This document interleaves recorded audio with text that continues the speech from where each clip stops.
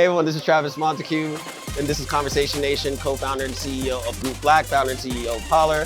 I am joined by Ousman Sahko, co-founder and president of Blacktag. How you doing? I'm great, man. Thank you so much for being here. So tell everybody what Blacktag is about. Yeah. Blacktag is a Black creator-driven platform that offers live and on-demand content.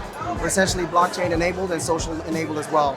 So what all of that essentially means is that we're discovery, right? We're a distribution platform for Black creators. So Black creators can come on Blacktag, create a subsect of a profile and start literally uploading their content to the actual platform itself for audiences and their audiences to discover that piece of content, right? And then by integrating blockchain as well as NFTs, we can also give creators more of an incentive in terms of monetization and where the Web3 space is going into as well, make sure that we're staying ahead of that.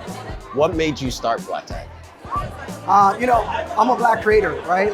Before becoming an entrepreneur, I was a creative and I was trying to find a space that looked like me, that told stories in terms of the way I looked at telling stories. And so when you look at the market and you don't see products or technology that really speaks to you and your core mission of where Black creativity is going and the future of Black creativity, and the folks that control that space don't necessarily look like you, it was something that just put fire in me to just kind of get up and create an idea to just solve for a solution that most creators that look like me were probably finding solutions for.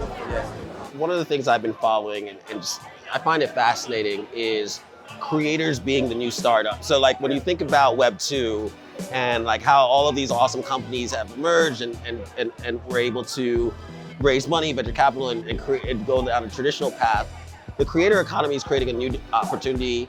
Some of it is Web3, and not even just Web3. It's just this idea that an individual could make money off of their own creativity versus having to work in an environment or big tech or all these different places where you don't monetize yourself as well. So when you think about the business that you do, you as a creator, right? How do you think about managing your own business from a creator perspective? Yeah, perhaps the most well-known trend is a switch between social capital and financial capital, right? That's how we look at it. So over the last 10 years, creators have been able to amass, social capital in terms of who they are, their likeness, becoming, getting subscribers, getting followers, and really amassing that level of notoriety. And a lot of that has also gone into their pockets in terms of being well-known. But the platforms have benefited from it, right? The platforms have benefited from the creators, and it's always been platforms first instead of creators, right? And so now we're in a period of correcting that to a certain extent, where creators are realizing that their power is actually themselves, them as a utility, right? And no longer the platform. And so for us, looking at that and making sure that we always put the creators first, and sort of look at all the parameters in terms of how the creators are making their dollar by scaling themselves as a creator and as an individual.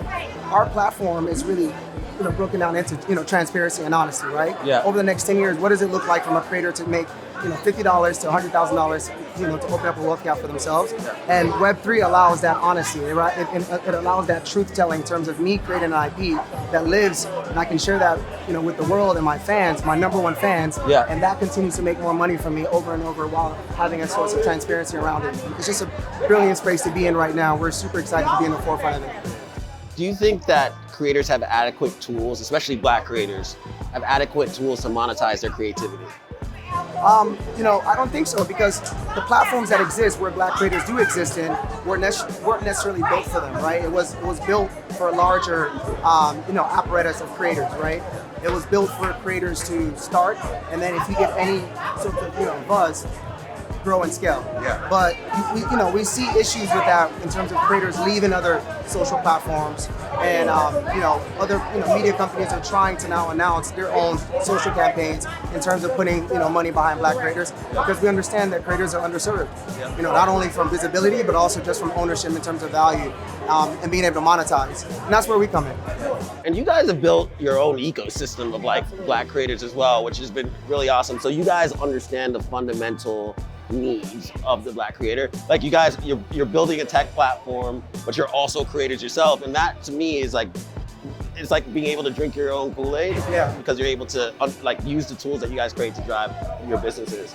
Another thing that you talk about that I think is really interesting is this notion of we're in a period of Black Renaissance. Could you talk about that? Yeah, I think where we are currently is that Black creators are understanding that the power that they have is greater if they actually find tools that actually represent them and can speak directly to what their mission is and what their narrative is, right? We looked at ourselves in terms of like what currently exists for this future of Black creativity. How do I discover a creator that's in Africa and Brazil and the US that speaks on the same notion in terms of that hyper-focused creativity? And there's nothing that existed. And when we looked at even in our space in terms of being a creator, there's nothing that really spoke to us.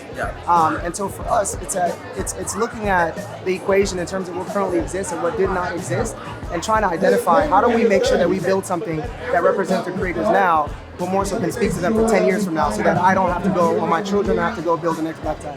Right? And so it's doing the work now and building something that's much more equitable, something that actually resonates from a brand perspective, and can build this idea of Black creative power equating to economic power for the future and beyond.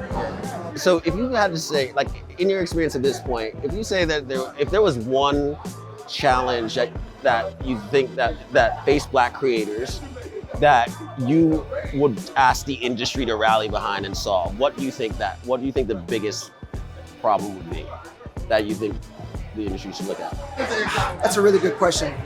I think it's honestly building tools that really can understand the plight of a Black creator by creating something for audiences. Because when Black people create, it's not just for Black people, right? Yeah. Other forms of other individuals consume that.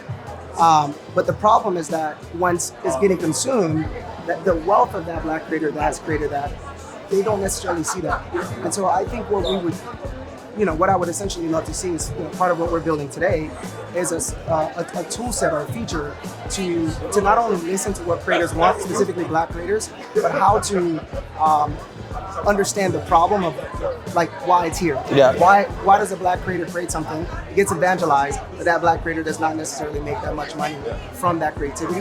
And I think understanding what where that problem came from and how to really attack that solution and find a solution for it is what I would love media brands to really understand. It's about, if you're gonna come into this space and love our brand and love our mission in terms of our creativity, then really come behind us and support us in terms of making sure that we scale. Yeah. Well, thank you for the chat. This is as good as I expected, and thank you for doing what you're doing. And we're excited to be working with you guys as well. Yeah, likewise, man. Thank you so much. Cheers, bro. Yeah.